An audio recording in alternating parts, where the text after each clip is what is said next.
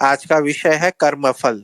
भारतीय जितने भी दर्शन है वो सारे दर्शन कर्म के सिद्धांत को कर्मफल की व्यवस्था स्वीकारते हैं। आस्तिक दर्शन ईश्वर को कर्म प्रदाता मानते हैं और ईश्वर की सत्ता को स्वीकार करते हैं। बौद्ध, जैन इत्यादि नास्तिक दर्शन कर्मफल देने में ईश्वर की सत्ता को स्वीकार नहीं करते हैं।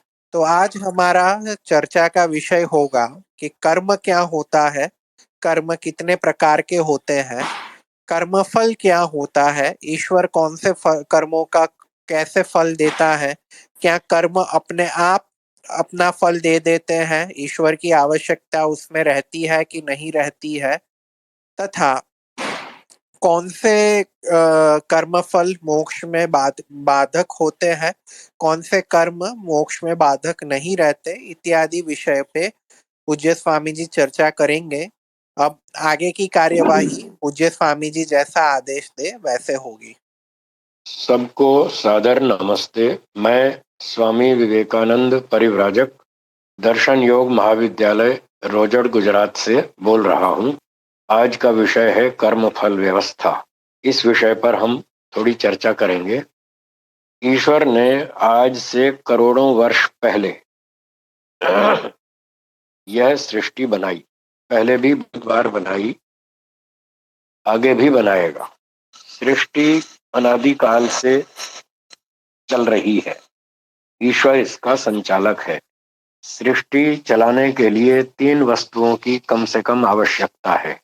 एक ईश्वर, दूसरा जीवात्मा और तीसरा प्रकृति। इन तीन के बिना सृष्टि नहीं चल सकती। ये तीनों पदार्थ अनादिकाल से हैं, अनंत काल तक रहेंगे। ये तीनों अपना अपना काम करते हैं। प्रकृति जड़ वस्तु है, उसमें कोई इच्छा नहीं, कोई ज्ञान नहीं, वो स्वयं कोई कर्म नहीं करती। जैसे स्कूटर, कार, मकान, मोटर गाड़ी, ये सब पदार्थ आपको दिखते हैं, ये सब प्रकृति से बने हुए हैं। ये जगत के पदार्थ हैं, प्रकृति से बने हैं। प्रकृति जड़ वस्तु है, उससे जितनी भी चीजें बनेंगी वो सारी जड़ होंगी। तो ये प्रकृति होगी। इस जगत को शास्त्रीय भाषा में विकृति कहते हैं। विकृति का मतलब जो विशेष रूप से कृति, विशेष रूप से सोच समझकर विशेष प्रयोजन को सिद्ध करने के लिए बनाई गई, उसको विकृति कहते हैं। तो ये जगत विकृति है। जिस मटेरियल से ये जगत बनाया गया उस मटेरियल का नाम प्रकृति है। प्रकृति नित्य है, अनादि है, उससे ईश्वर ने इस जगत को बनाया। तो तीन में से एक वस्तु प्रकृति है, वो जड़ है। बाकी दो आत्मा और ईश्वर, ये दो भी अलग अलग पदार्थ हैं। ये दोनों चेतन हैं। चेतन होते हुए भी दोनों अलग अलग हैं, दोनों में अंतर है। आत्मा एक देशी अणुमात्र, बहुत छोटा, कर्म करने में स्वतंत्र, फल भोगने में परतंत्र है। ईश्वर सर्वज्ञ, सर्वशक्तिमान, सर्वव्यापक, वह संख्या में एक ही है। आत्माएं अनेक हैं, असंख्य हैं, हम उनको नहीं गिन सकते। वैसे उनकी सीमा संख्या निश्चित है, पर बहुत अधिक है, हमारी समझ से बाहर है। तो आत्मा भी चेतन है, उसमें इच्छा, ज्ञान आदि गुण हैं। वह कर्म भी करता है, फल भी भोगता है। ईश्वर भी चेतन है, वो सर्वज्ञ, सर्वशक्तिमान, सर्वव्यापक, सृष्टि का निर्माता, पालक, पोषक, धारक, विनाशक और जीव आत्मा के कर्मों का फल देने वाला है। अब जब से जीवात्मा है वो तभी से कर्म करता है। जीवात्मा कब से है? अनादिकाल से। इसलिए आत्मा कहिए, जीव कहिए या जीवात्मा कहिए, तीनों शब्दों का एक ही अर्थ है। तो ये आत्मा अनादिकाल से कर्म करता है। ईश्वर उसके कर्मों को देखता है, सब जीवात्माओं के कर्मों को देखता है। सबका राजा है, सबका न्यायाधीश है, वो सबके कर्मों का हिसाब रखता है और ठीक समय आने पर वो अपनी व्यवस्था से कर्मों का फल देता है। जीव अनादिकाल से कर्म कर रहा है, ईश्वर अनादिकाल से उसका फल दे रहा है। अब जीव दो प्रकार के कर्म करता है, एक सकाम कर्म, दूसरे निष्काम कर्म। सकाम कर्म का मतलब है कि जीवात्मा सांसारिक सुख चाहता है, सांसारिक सुख फल चाहता है। इस फल की इच्छा से जब वो कर्म करता है तो उसे सकाम कर्म कहते हैं। और दूसरा, ईश्वर में आनंद है। जब ईश्वर के आनंद की इच्छा करके वह कर्म करता है, वह मोक्ष में मिलता है। तो मोक्ष प्राप्ति की इच्छा से जब वो कर्म करता है, अच्छे कर्म करता है, वो निष्काम कर्म कहलाते हैं। ये सकाम और निष्काम की परिभाषा है। फिर से दोहराता हूं, सकाम कर्म का मतलब सांसारिक सुख के उद्देश्य से किए गए अच्छे बुरे कर्म, और निष्काम का मतलब मोक्ष में ईश्वर का आनंद प्राप्त करने के उद्देश्य से किए गए अच्छे कर्म, वो निष्काम कर्म कहलाते हैं। कुछ लोग निष्काम का अर्थ ये समझते हैं जिस कर्म के पीछे कोई भी कामना ना हो। यह अर्थ गलत है, अशुद्ध है, और ऐसा करना जीवात्मा के लिए असंभव है। वह कोई भी फल की कामना न करे और कर्म करता रहे। कम से कम जीवात्मा ऐसा नहीं कर सकता। ईश्वर तो कर सकता है। इसलिए फल की इच्छा के बिना कर्म करना, यह केवल ईश्वर के बस की बात है। जीव ऐसा नहीं कर सकता।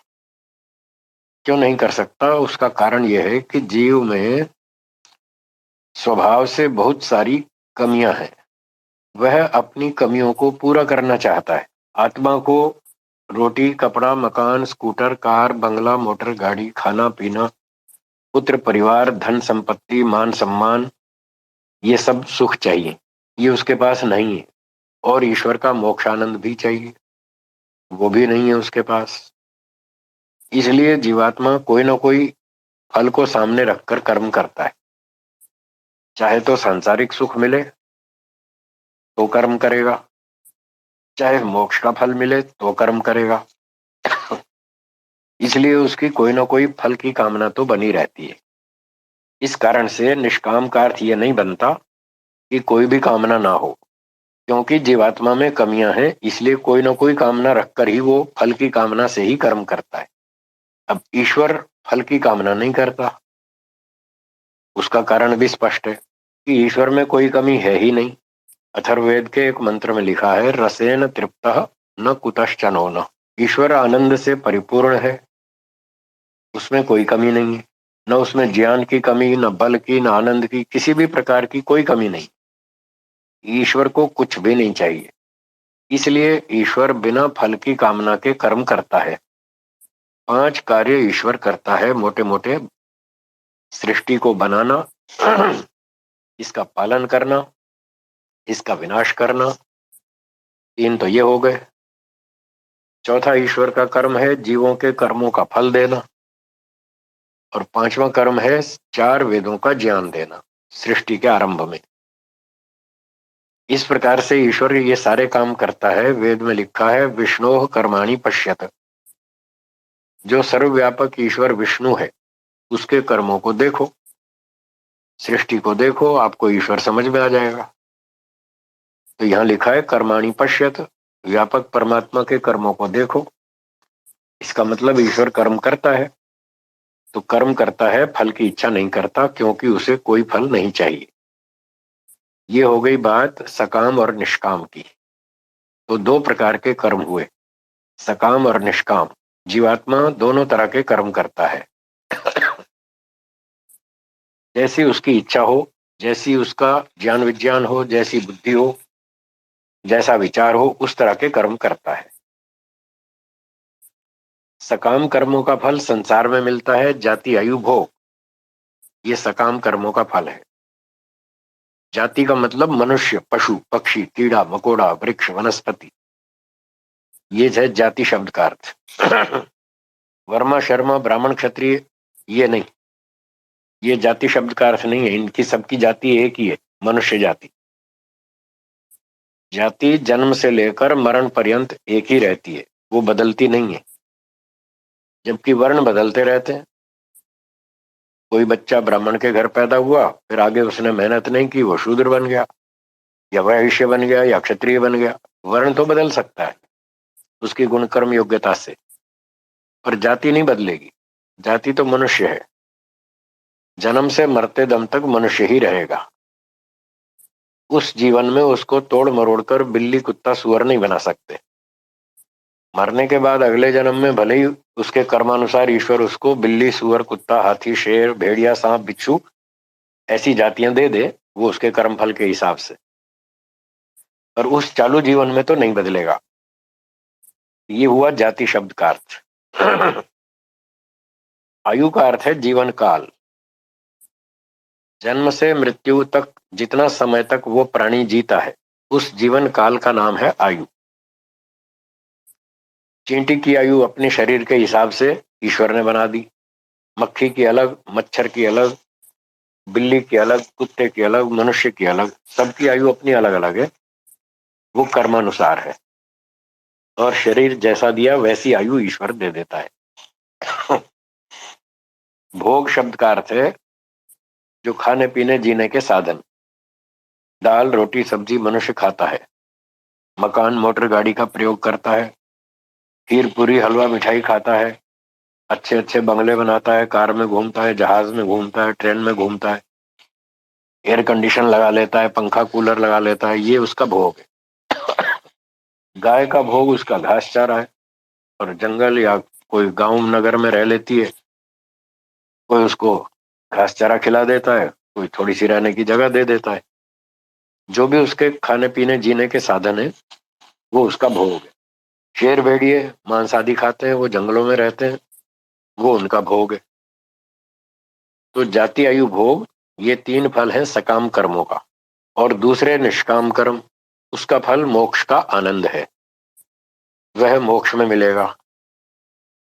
जन्म मरण चक्र से छूट जाना, अगला जन्म न हो, ये जन्म पूरा हो गया बीत गया, मृत्यु के बाद अगला जन्म नहीं हुआ, इस चक्र से छूट गए।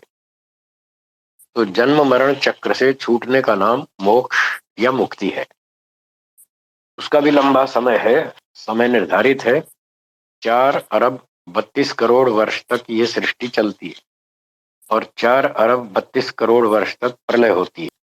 दोनों को जोड़ दें, मिला दें, तो 8 अरब 64 करोड़ वर्ष हुआ।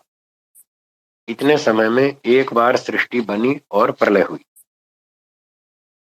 ऐसे ऐसे 36,000 बार सृष्टि बनेगी, 36,000 बार सृष्टि का प्रलय होगा। तो इस तरह से गुणा करेंगे तो 8 अरब 64 करोड़ गुणा 36,000, ये टोटल फिगर आएगा 31 नील 10 खरब और 40 अरब वर्ष। इतना समय मुक्ति का है। इतने समय तक जीवात्मा शरीर के बंधन से मुक्त रहेगा, शरीर धारण नहीं करेगा, और शरीर के कारण जो उसको दुख भोगने पड़ते हैं उन सारे दुखों से छूट जाएगा। तो दुखों से छूटने का नाम, जन्म मरण चक्र से छूटने का नाम मुक्ति अथवा मोक्ष है। और इस मोक्ष काल में दुख एक भी नहीं आएगा, और सुख ईश्वर का मिलेगा, बहुत बढ़िया आनंद मिलेगा, बढ़िया क्वालिटी का आनंद मिलेगा, पूरी तृप्ति हो जाएगी, कोई इच्छा बाकी नहीं रहेगी। तो ये मोक्ष का फल, ये निष्काम कर्मों का फल है जो मोक्ष में मिलता है। इतना समय पूरा होने पर फिर वापस संसार में लौटेगा, फिर जन्म लेगा। क्यों लेगा? इसलिए कि उसके मोक्ष में जाने से पहले कुछ सकाम कर्म बचे हुए थे। कर्मों का जो बैलेंस है वो कभी भी जीरो नहीं होता, चाहे मोक्ष हो, चाहे सृष्टि हो, चाहे कुछ भी हो, प्रलय हो, कुछ भी हो। जीवात्मा अनादि काल से कर्म कर रहा है, भविष्य में अनंत काल तक करता रहेगा। सारे कर्मों का फल वो कभी भी नहीं भोग पाता, बारी बारी से नंबर लगता है, पिछले कर्मों का फल भोगता जाता है, आगे नए कर्म जमा होते जाते हैं। इसलिए बैलेंस जीरो कभी नहीं होता। तो मुक्ति में जाने से पहले भी कुछ कर्म बचे रहते हैं, सकाम कर्म, और उनका फल जाति आयु भोग है। वो संसार में जन्म लेने पर ही हो सकता है। इसलिए उन बचे हुए सकाम कर्मों का फल भोगने के लिए वह संसार में वापस आता है। ईश्वर उसको वापस भेज देता है संसार में, जाओ अपना पिछला कर्म फल भोगो। इस प्रकार से ये सृष्टि प्रलय चक्र चलता है, ऐसे बंधन और मुक्ति का चक्र चलता है। ये दोनों चक्र अनादिकाल से चल रहे हैं, अनंत काल तक चलते रहेंगे। ना कभी आरंभ हुआ, ना कभी अंत होगा। कुछ लोग मोक्ष में चले जाते हैं, कुछ लोग वापस आ जाते हैं। जिनका समय पूरा हो जाता है वे वापस आ जाते हैं, और जिनकी योग्यता बन जाती है वो मोक्ष में चले जाते हैं। मोक्ष में जाने की योग्यता क्या है? हमारे बार बार जन्म लेने का कारण अविद्या, अस्मिता, राग, द्वेष और अभिनिवेश, ये 5 क्लेश हैं। योग दर्शन में इनका उल्लेख है दूसरे पाद में, तीसरा सूत्र है, इसमें ये 5 क्लेश बताए गए।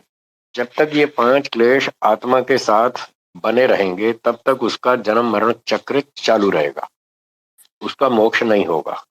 तपस्या करके, वेदों का अध्ययन करके, निष्काम कर्म करके, ईश्वर उपासना करके, समाधि लगा करके जब उसके 5 क्लेश समाप्त हो जाएंगे, पूरी तरह से जल जाएंगे, नष्ट हो जाएंगे 100%, तब उसका मोक्ष हो जाएगा। तो शास्त्रों में मोक्ष की जो शर्त है वो ये लिखी है कि आपके 5 क्लेश नष्ट हो जाने चाहिए। कर्म तो फिर भी बचे रहेंगे, स्टॉक में कर्म फिर भी बचे रहेंगे, कर्म जीरो कभी नहीं होंगे। तो जब 5 क्लेश खत्म हो जाएंगे तो दूसरे पाद के चौथे सूत्र के भाष्य में लिखा है योग दर्शन के कि तब जीवात्मा के सारे क्लेश दग्धबीज हो जाते हैं और फिर उसका वो चरम देह कहलाता है। चरम देह मतलब अंतिम शरीर वाला, अब इसके बाद अगला शरीर धारण नहीं करेगा। उसका नाम वहां पर चरम देह भी लिखा है और कुशल, एक्सपर्ट, ये नाम भी लिखा है, कुशल। तो इस प्रकार से जब जीवात्मा के क्लेश खत्म होते हैं तब उसका मोक्ष होता है।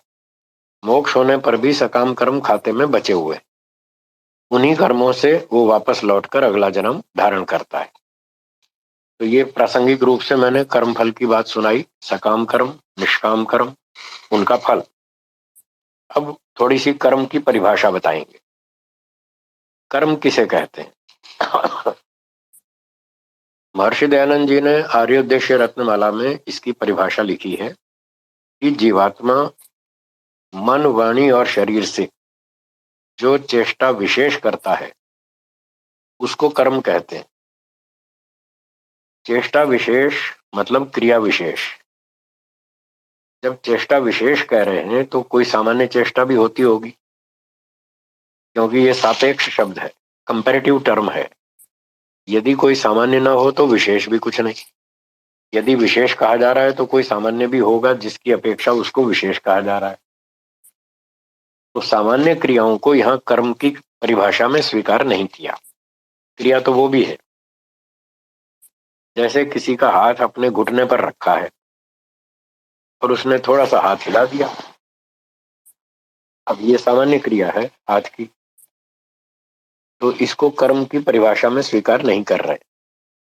यहाँ कर्म की परिभाषा में वे कर्म लिए जा रहे हैं जिनका कुछ विशेष परिणाम हो, कोई विशेष फल मिले, सुख दुख, कोई विशेष उत्पत्ति हो सुख दुख की, अपने लिए, दूसरों के लिए ऐसा कोई विशेष परिणाम उत्पन्न हो, उसका नाम है कर्म। तो घुटने पर रखा हुआ हाथ थोड़ा सा 2 इंच हिला दिया तो इससे ना कोई खुद को विशेष लाभ हुआ ना दूसरे को, इसलिए इसको इस परिभाषा में नहीं लेंगे। तो विशेष चेष्टा को, विशेष क्रिया को यहाँ कर्म की परिभाषा में लेंगे। तो शारीरिक, मानसिक और वाचनिक 3 प्रकार से महर्षि जी लिखते हैं विशेष चेष्टाएं होती हैं, उनको कर्म कहते हैं। उदाहरण, शारीरिक विशेष चेष्टा ये है, एक व्यक्ति ने यज्ञ किया, ये शरीर की क्रिया है और विशेष क्रिया है, इससे विशेष परिणाम निकला।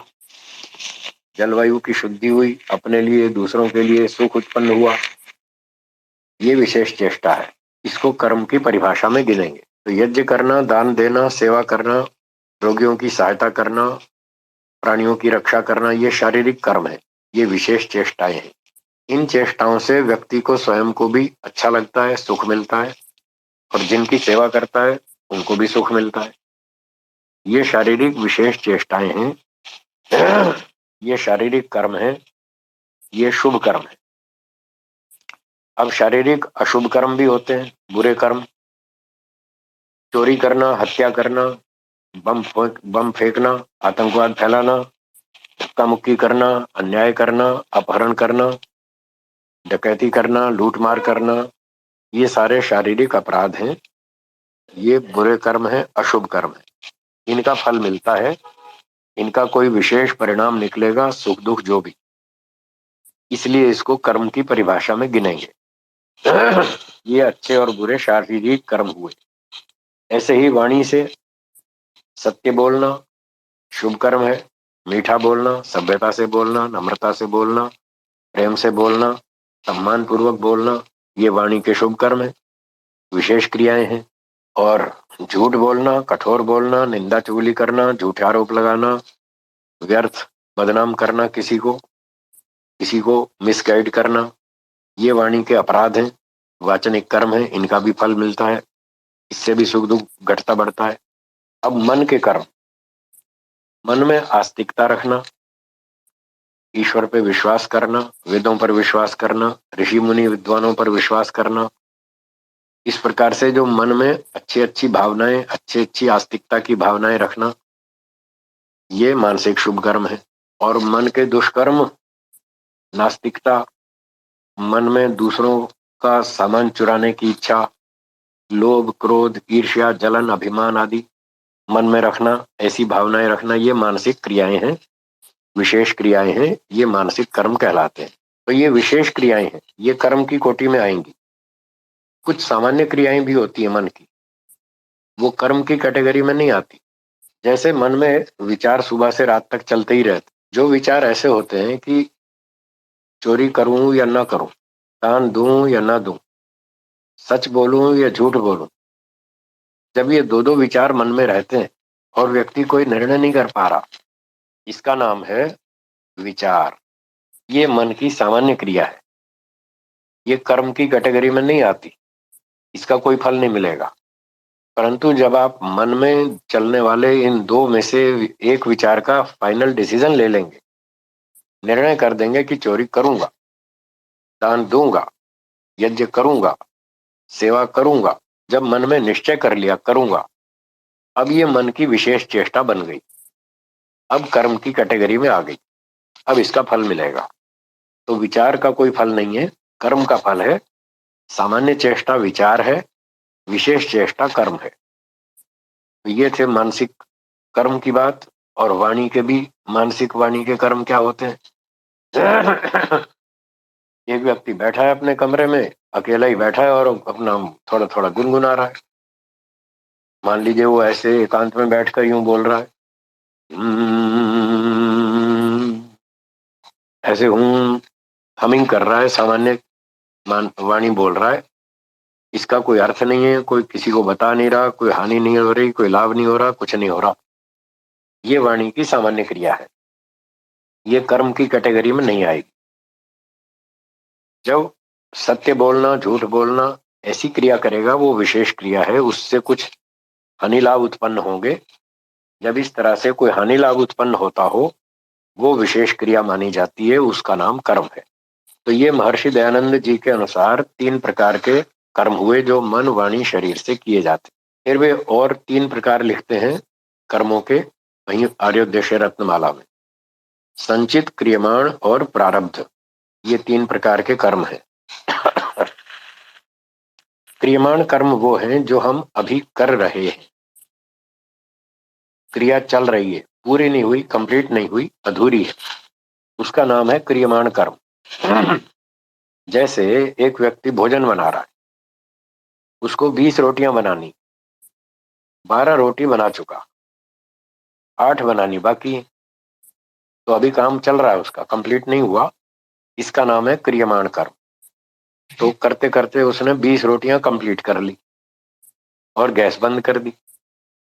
जैसे ही ये क्रियमाण कर्म समाप्त हुआ और इसका फल अभी मिला नहीं, तो ये संचित कैटेगरी में चला जाएगा।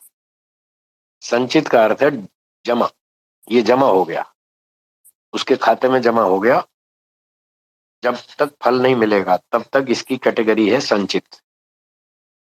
जब तक कर्म अधूरा है, पूरा नहीं किया, पूरा हुआ नहीं अभी तक, वो है क्रियमाण। कर्म समाप्त होने पर वो संचित कहलाता है। और उन्हीं संचित कर्मों में से कुछ कर्मों का फल जब मिलना शुरू हो जाएगा, आरंभ हो जाएगा, तो उसका नाम है प्रारब्ध। प्रारंभ हो गया वो प्रारब्ध। मान लीजिए किसी ने 20,000 कर्म जमा कर लिए, थोड़े थोड़े थोड़े रोज करता जाता है, अब 20,000 जमा हो गए, उसमें से 50 कर्मों का फल मिलना शुरू हो गया, तो 50 का नाम है प्रारब्ध। और बाकी बचे 19,950, वो है संचित। और जो फिर वर्तमान में रोज नए नए करता जा रहा है उसका नाम है क्रियमाण। इस तरह से क्रियमाण कर्म, संचित कर्म और प्रारब्ध कर्म, ये तीन कैटेगरी कर्मों की इस एंगल से हुई। तीन कर्म और बताए महर्षि जी ने, सकाम कर्मों के तीन भेद, शुभ, अशुभ और मिश्रित। यज्ञ करना, दान देना शुभ कर्म है जिससे अपना भी सुख बढ़े, दूसरे का भी सुख बढ़े, ये शुभ कर्म। अशुभ कर्म, झूठ बोलना, चोरी करना, हत्याएं करना, अपहरण करना, अंडे मांस खाना, ये अशुभ कर्म है जिससे वर्तमान में व्यक्ति को थोड़ा सा लाभ हो जाता है परंतु दूसरों की हानि होती है।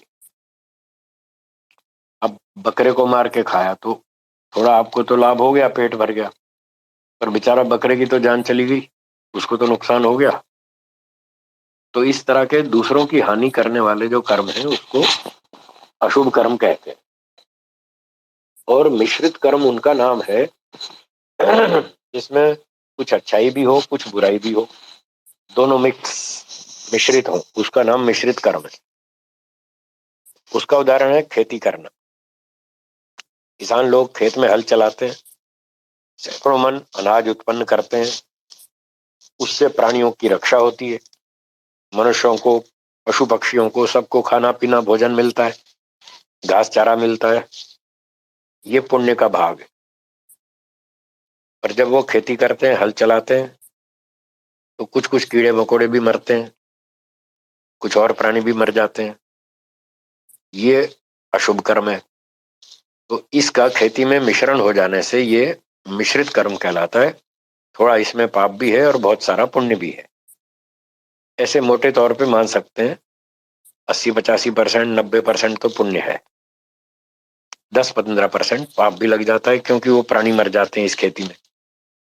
तो जहां ये दोनों मिला जुला हो उसको मिश्रित कर्म कहेंगे। ये तीन विभाग भी वहां आर्योद्देश्य रत्नमाला में महर्षि दयानंद जी ने लिखे हैं। तो ये हुई कर्मों की बात। अब थोड़ी सी बात करेंगे फल की। कर्म का जो फल है वो कैसे उत्पन्न होता है? फल तो ईश्वर देता है, सब कर्मों को देखता है कि इस व्यक्ति ने क्या कर्म किया। अच्छा किया तो अच्छा फल देगा, बुरा किया तो बुरा फल देगा, मिश्रित कर्म किया तो मिश्रित फल देगा। कुछ ऐसे कर्म फल के मोटे मोटे नियम है। जो व्यक्ति कर्म करेगा उसी को फल देगा, जो नहीं करेगा उसको नहीं देगा। जो कर्म पहले करेगा फल ईश्वर बाद में देगा। ये कर्म फल के मोटे मोटे नियम है। कभी कभी देखा जाता है कि कर्म तो कोई और करता है और सुख दुख बेचारे किसी और को भोगना पड़ता है।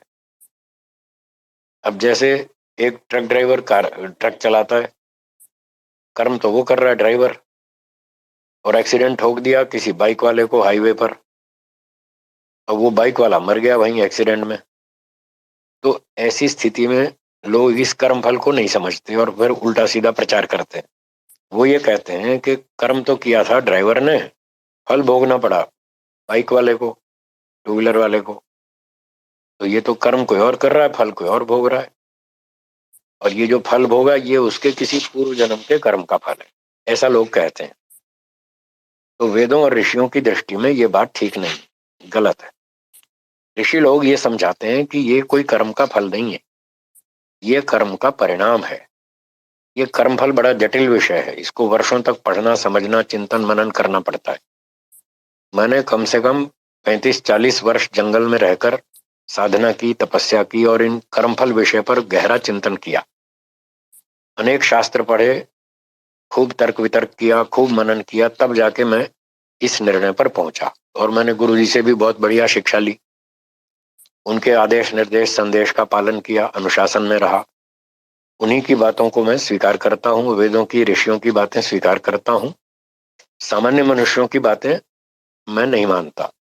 तो गुरु जी ने भी यही सिखाया कि ये कर्म का फल नहीं है। उन्होंने बताया कि कर्म फल के संबंध में विचार करते समय यह ध्यान रखें, एक होता है कर्म का परिणाम, दूसरा होता है कर्म का प्रभाव। और तीसरा होता है कर्म का फल। कर्मफल विषय में जब भी एंट्री करेंगे तो इन तीनों चीजों पर ध्यान देना है, और ये तीनों बातें शास्त्रों में मिलती हैं। मोटी मोटी परिभाषा बताता हूं। कर्म का फल तो उसी को मिलेगा जिसने कर्म किया, फल दूसरे को कभी नहीं मिलेगा। अब जो विद्यार्थी परीक्षा देगा तो नंबर तो उसी को मिलने चाहिए, न्याय तो यही कहता है। परीक्षा दे एक विद्यार्थी और नंबर दो दूसरे को, क्या ये फल हुआ? ये तो फल नहीं है, ये तो अन्याय है। जो अन्याय है वो कर्म फल नहीं है। ये परिभाषा समझ लीजिए, याद कर लीजिए। जो अन्याय है वो कर्म फल नहीं है, जो न्याय है वो कर्म फल है। जिस विद्यार्थी ने परीक्षा दी उसी को नंबर मिलने चाहिए, ये न्याय है। जो न्याय है वो कर्म फल है। तो एक विद्यार्थी ने अच्छे उत्तर लिखे, उसको 95 नंबर मिले 100 में से। दूसरे ने उतने अच्छे नहीं लिखे, उसको 90 मिले। तीसरे ने और घटिया लिखे तो उसको 80 मिले। तो जिसने जैसे उत्तर लिखे उसको वैसा फल मिला। तो फल के विषय में ये समझ लें, जो परीक्षा देगा उसी को अंक मिलेंगे, नंबर मिलेंगे, उसी को उसका सुख दुख मिलेगा। ये है कर्म का फल। अब कर्म करे कोई और सुख दुख भोग रहा है कोई दूसरा। जैसे वो मैंने ट्रक वाला उदाहरण दिया था, ये हिसाब ट्रक चलाया ड्राइवर ने और एक्सीडेंट होगा बाइक वाले को और वो मर गया, नुकसान उठाना पड़ा बेचारे बाइक वाले को, कर्म किया ड्राइवर ने। तो इसका नाम है कर्म का परिणाम। परिणाम दूसरे व्यक्ति पर भी हो सकता है, और यदि कर्ता अपने ऊपर क्रिया करे तो उस पर भी हो सकता है। मतलब परिणाम दोनों पर हो सकता है, कर्ता पर भी और कर्म पर भी। जिस पर क्रिया की गई उस पर भी हो सकता है। ट्रक ड्राइवर ने एक्सीडेंट ठोका बाइक वाले को, तो यहाँ बाइक वाले पर परिणाम आएगा, जिस पर क्रिया होगी उसी पे परिणाम आएगा। यदि कोई पिस्तौल उठा के अपने सर में गोली मारे तो वो मर जाएगा। अब उसने क्रिया स्वयं अपने शरीर पर की तो परिणाम भी अपने शरीर पर आएगा। दूसरे पे गोली चलाई तो दूसरा मरेगा, तो जिस पे गोली चलाएगा वो मरेगा। इसलिए परिणाम की परिभाषा ये है, जिस वस्तु पर क्रिया की जाएगी उसी पर परिणाम होगा। स्वयं पर क्रिया करो तो स्वयं पर परिणाम, दूसरे पे क्रिया करो तो दूसरे पे परिणाम। एक बच्चे ने पत्थर उठा के खिड़की का शीशा तोड़ दिया। उसने पत्थर मारा शीशे शीशे पर, शीशे पे क्रिया की, शीशा टूट गया, वहां परिणाम हुआ। शीशा टूटना ये उसके पत्थर फेंकने रूपी कर्म का परिणाम है, ये फल फूल नहीं है। अभी फल तो कर्ता को मिलेगा। तो जैसे बच्चे ने पत्थर मार के शीशा तोड़ा सेठ के मकान का, सेठ को सूचना मिली, अरे मेरे मकान का शीशा टूट गया। उसने आवाज भी सुन ली, और जैसे ही आवाज सुनी तो उसने बाहर निकल के देखा किसने शीशा तोड़ा। देखा एक बच्चा भाग रहा था। उसने सोचा इसी ने पत्थर मारा है। वो जाके पकड़ लिया सेठ ने और पूछा तुमने शीशा तोड़ा? बोला हाँ साहब मुझसे गलती हो गई। तो सेठ पहले तो दुखी हुआ, मेरे घर का शीशा टूट गया, 500 रुपए का नुकसान हो गया। और फिर लगाए उसके थप्पड़ और उसके पकड़ के घर ले गया। उसके पिताजी को बोला निकालो 500 रुपए, मेरा शीशा तोड़ा है तुम्हारे बच्चे ने। तो बच्चे ने पत्थर मारा, यह है कर्म। कर्म किया बच्चे ने, किस पर किया? शीशे पर। शीशा टूटा, ये है परिणाम। अब उसकी सूचना मिली सेठ को जिसका शीशा टूटा, वो दुखी हुआ, ये है प्रभाव। प्रभाव की परिभाषा है कि जिसको उस घटना की सूचना मिलेगी, उस सूचना के मिलने से जो सुख दुख होगा वह कर्म का परिणाम है। तो सेठ को सूचना मिली मेरे घर का शीशा टूट गया, तो उसको सूचना मिलने पर दुख हुआ, ये बच्चे के कर्म का परिणाम है, प्रभाव है ये। फिर ये सूचना उस सेठ के एक दुश्मन को मिली, उसका दुश्मन खुश हो गया। उसने कहा वाह मजा आया, मेरे शत्रु सेठ का घर का शीशा टूटा, मजा आ गया, वो खुश हो गया। तो ये भी उसका प्रभाव है।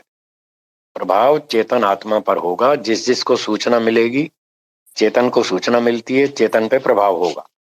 जड़ वस्तु टूटती फूटती है, घटती बढ़ती है, उस पे परिणाम होगा। तो परिणाम होगा जड़ वस्तु पे, प्रभाव होगा चेतन पर। तो प्रभाव की शर्त है यदि सूचना मिलेगी तो प्रभाव पड़ेगा, सूचना नहीं मिली तो प्रभाव नहीं पड़ेगा। सेठ को सूचना मिल गई कि मेरे मकान का शीशा टूटा है, वो दुखी हो गया। सेठ की पत्नी को सूचना नहीं मिली, वो मायके गई हुई थी, उसको पता ही नहीं कि हमारे घर का शीशा टूटा है, उस पर कोई प्रभाव नहीं पड़ेगा। तो ये प्रभाव की भिन्नता है जो परिणाम से अलग है।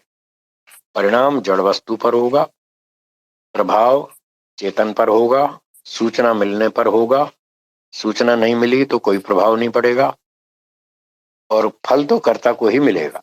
बच्चे ने पत्थर मारा, शीशा टूटा, बच्चे की पिटाई होगी, उसको डांट पड़ेगी, उसके पिताजी भी डांटेंगे, ये सारा बच्चे का कर्म फल है।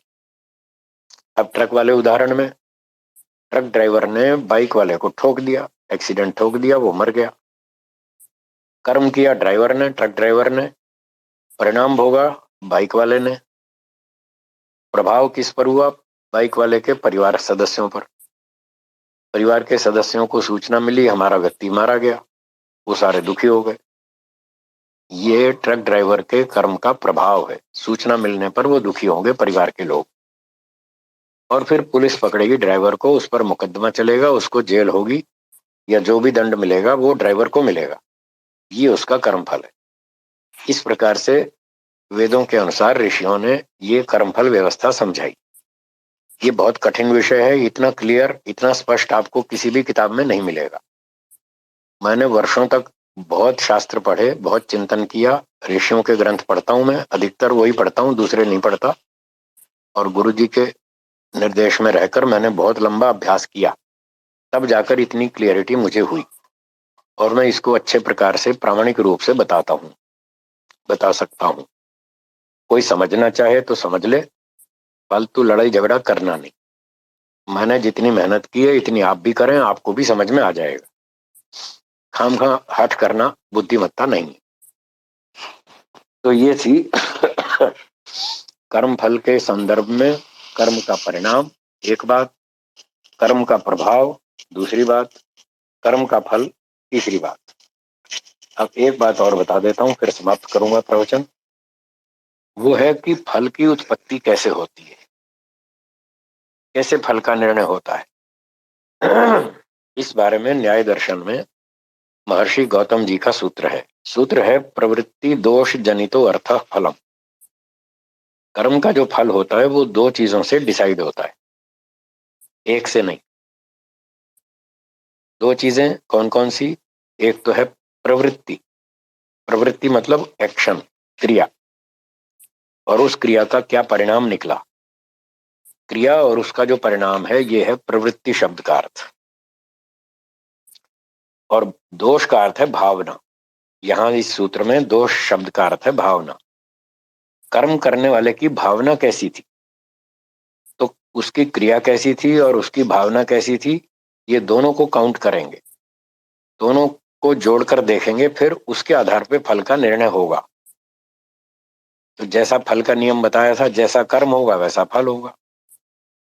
तो प्रवृत्ति और दोष से, यानी क्रिया या क्रिया के परिणाम और भावना, इन दोनों से मिलकर पहले कर्म का डिसीजन होगा कि ये कर्म किस कैटेगरी का है। ये शुभ कर्म है, अशुभ कर्म है या मिश्रित है, ये सकाम कर्म है या निष्काम कर्म है। पहले इस तरह का कर्म का डिसीजन होगा, उसका निर्णय लिया जाएगा। फिर जो कर्म जिस कैटेगरी में आएगा उस आधार पर उसका फल डिसाइड होगा, उस तरह का फल मिलेगा। तो इस प्रकार से गौतम महर्षि ने बताया फल की उत्पत्ति क्रिया के परिणाम और भावना से, दोनों से मिलकर होती है। अब मैं इसके आपको 4 उदाहरण सुनाता हूं, छोटे छोटे सरल उदाहरण है, उससे आपको सारी बात स्पष्ट हो जाएगी। एक सैनिक ने बंदूक उठाई, उसके कमांडर ने आदेश दिया कि ये 4 आतंकवादी बॉर्डर से अंदर घुस रहे हैं, इनको गोली से उड़ा दो। सैनिक ने बंदूक उठाई और 4 आतंकवादी मार दिए। तो उसकी जो क्रिया थी बंदूक चलाने की, उसका परिणाम बहुत अच्छा हुआ। आतंकवादी मारे गए चारों और देश की रक्षा हुई, ये परिणाम हुआ, परिणाम अच्छा हुआ। अब जो उसने गोली चलाई और 4 आदमी मार दिए, उसकी भावना कैसी थी? भावना बहुत अच्छी थी, देशभक्ति की भावना थी, देश की रक्षा की भावना थी। इस उदाहरण में क्रिया का परिणाम भी अच्छा है और भावना भी अच्छी है। तो महर्षि गौतम जी कहते हैं जब ये दोनों अच्छे हों तो वो शुभ कर्म है, तो उसका अच्छा फल मिलेगा। इसलिए सैनिक को इनाम दिया जाता है, जबकि उसने 4 लोगों की जान ली है। फिर भी इनाम दिया जा रहा है। इसीलिए दिया जा रहा है कि वो शुभ कर्म है। शुभ कर्म क्यों है? उसकी क्रिया की भावना भी अच्छी है और क्रिया का परिणाम भी अच्छा है, दोनों अच्छे हैं तो शुभ कर्म है। ये एक उदाहरण हुआ। अब दूसरा उदाहरण, एक आतंकवादी ने बंदूक उठाई और 4 नागरिक मार दिए। आतंकवादी की भावना कैसी है? खराब है। वो देश में आतंक फैलाना चाहता है, लोगों को भयभीत करना चाहता है, उसकी भावना खराब है। तो भावना भी खराब है और क्रिया भी खराब है। उसने 4 निर्दोष नागरिक मार दिए, खामखा वो मार दिए, उसके परिवार वाले, देश वाले लोग दुखी होंगे, सब घबरा जाएंगे, टेंशन में आ जाएंगे। तो उसकी क्रिया का परिणाम भी खराब है और भावना भी खराब है, दोनों खराब। जब ये दोनों खराब हैं तो इसका नाम अशुभ कर्म है। इस प्रकार से चोर चोरी करता है, उसकी भावना भी खराब है, और सेठ का 4 लाख का नुकसान किया, सामान चुरा लाया, तो सेठ को नुकसान किया, ये उसकी क्रिया का परिणाम भी खराब है और भावना भी खराब है, दोनों खराब है, इसलिए चोरी करना अशुभ कर्म है। तो इसी प्रकार से आप सब जगह समझ लेंगे। मैंने छोटे छोटे 1-2 उदाहरण दिए। अब तीसरा उदाहरण है मिश्रित कर्म का। मिश्रित में एक चीज अच्छी है, एक बुरी है, दोनों का मिश्रण है। अर्थात एक उदाहरण में क्रिया का परिणाम तो अच्छा है लेकिन भावना खराब। तो क्रिया का परिणाम अच्छा, भावना खराब, इस तरह से दोनों मिक्स हो गए। मिक्स होने से इसको मिश्रित कर्म कहेंगे। और एक और चौथा उदाहरण है, इसमें क्या होगा? क्रिया का परिणाम खराब होगा जबकि भावना अच्छी होगी, वो भी मिश्रण है। अर्थात मिश्रित कर्म के 2 उदाहरणों में, एक उदाहरण में भावना अच्छी है, क्रिया खराब, दूसरे में भावना खराब है, क्रिया अच्छी है। ऐसे दोनों का सम्मिश्रण होने से ये मिश्रित कर्म कहलाएंगे। उदाहरण अब सुनिए। एक डॉक्टर की भावना बहुत अच्छी है, वो रोगी को ठीक करना चाहता है, पर एक दिन वो बेचारा कुछ टेंशन में था, कोई और सोच में था, गलती से रोगी को गलत दवा दे दी। उसकी भावना तो अच्छी थी कि रोगी स्वस्थ हो जाए, पर भूल से क्रिया गलत हो गई, रोगी ने वो गलत दवा खा ली और मर गया। तो क्रिया अच्छी नहीं हो पाई, परिणाम अच्छा नहीं हुआ, जबकि भावना अच्छी थी डॉक्टर की। इस प्रकार से ये मिश्रित कर्म कहलाएगा। भावना अच्छी, क्रिया का परिणाम अच्छा नहीं हुआ। चौथा उदाहरण, उसमें भावना खराब होगी लेकिन परिणाम अच्छा होगा। चौथा उदाहरण है कि एक पुस्तक प्रकाशक था, बुक पब्लिशर। वो पुस्तकें छापता था और बेचता था। उसने सोचा इस बार, इस वर्ष में मैं 15 पुस्तक छापूंगा, जनता को नई पुस्तकें 15 मिलेंगी, लाभ होगा जनता को। उसने घोषणा कर दी, मैं इस वर्ष में 15 नई पुस्तकें छाप कर दूंगा। अच्छी बात है। अब एक उसका पड़ोसी दूसरा पब्लिशर था, उसका भी यही व्यवसाय था। और आप जानते हैं जब समान व्यवसाय होता है तो उनमें कंपटीशन होता है, और कंपटीशन में कुछ ईर्ष्या द्वेष जलन भी हो जाती है। तो दूसरा जो पब्लिशर था वो इससे जलता था। उसको पता चला कि ये प्रकाशक 15 पुस्तक नहीं छापेगा। उसने घोषणा की मैं 25 छापूंगा। उसके मन में द्वेष था, ईर्ष्या थी, मुझे इसकी नाक काटनी है, इसको नीचा दिखाना है, खुद को ऊंचा दिखाना है। तो ऐसी भावना उसकी खराब थी। अब दूसरे प्रकाशक की भावना खराब है, वो उससे जलता है, ईर्ष्या करता है, द्वेष करता है, उसको नीचा दिखाना चाहता है। इस भावना से प्रेरित होकर उसने 25 किताब छापी। 15 किताब पहले प्रकाशक ने छापी, 25 किताब दूसरे प्रकाशक ने छापी, 15 और 25 40 किताब जनता को मिली। परिणाम तो अच्छा ही आया, जनता को तो फायदा हो गया, 40 किताबें नई पढ़ने जानने को मिली। पर उस दूसरे प्रकाशक की भावना खराब थी, उसकी क्रिया अच्छी रही। 25 किताब उसने जनता को दी पढ़ने के लिए नई, तो क्रिया तो उसकी अच्छी रही लेकिन भावना खराब होने से उसे भी मिश्रित कर्म कहते हैं। तो इस प्रकार से जैसा शुभ कर्म, अशुभ कर्म और मिश्रित कर्म होगा, उसी आधार पर उसका फल भी होगा।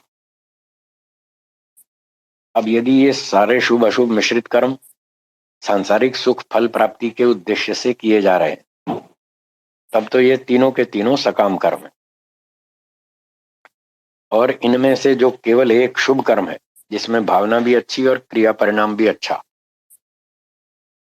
उस शुभ कर्म को निष्काम कर्म में कन्वर्ट किया जा सकता है यदि भावना बदल दी जाए। कैसे बदलेंगे? एक व्यक्ति विद्या प्रचार करता है, प्रवचन करता है, वेद को पढ़ाता है, दर्शन पढ़ाता है, आदि आदि। यदि वो ये प्रचार का काम इस भावना से करता है, मुझे धन मिले, सम्मान मिले, प्रतिष्ठा मिले, पद मिले, मेरी प्रसिद्धि हो, लोग मुझे सैल्यूट मारें, सेवा करें, मुझे सांसारिक सुख देवें इसके बदले में, तो यही शुभ कर्म सकाम कर्म कहलाएगा। उसने सांसारिक सुख प्राप्ति की इच्छा से किया तो उसको यही फल मिलेगा, जाति आयु भोग, जो उसका सांसारिक सुख फल बनता है वही मिलेगा। यदि वो व्यक्ति इस कर्म को निष्काम भाव से करे, मोक्ष प्राप्ति की इच्छा से करे और ईश्वर से प्रार्थना करे, हे ईश्वर, मैं ये वेद विद्या का प्रचार प्रसार करता हूँ, मैं आपकी प्राप्ति करना चाहता हूँ, मोक्ष चाहता हूँ, मुझे और कुछ नहीं चाहिए, बस मुझे इसके बदले में मोक्ष दे दीजिएगा। इस भावना से यदि वो वेद प्रचार आदि कर्म करता है तो उसका यही शुभ कर्म निष्काम कर्म कहलाएगा। भावना से कर्म बदल गया, जब कर्म बदल गया तो फल भी बदल जाएगा। निष्काम कर्म का फल मोक्ष में आनंद आनंद मिलेगा, सकाम कर्म का फल संसार में जाति आयु भोग मिलेगा। तो इस प्रकार से ऋषियों ने समझाया कि क्रिया और भावना दोनों को मिलाकर के तब निर्णय होगा कि ये कर्म किस कैटेगरी में है और इसका फल क्या दिया जाए। तो काफी सारी बातें मैंने सार रूप में बताई। ये बहुत लंबे चिंतन का परिणाम है। वर्षों तक तपस्या, चिंतन, मनन, सभ्यता, नम्रता से गुरु जी के चरणों में बैठकर जो मैंने सीखा वो आपके सामने प्रस्तुत किया है। आशा है आप इन बातों पर मनन विचार करेंगे और इनसे लाभ उठाएंगे। तो मुझे लगता है मैंने बहुत सी बातें बता दी। अब आपकी कोई शंका हो तो अब आप पूछ सकते हैं।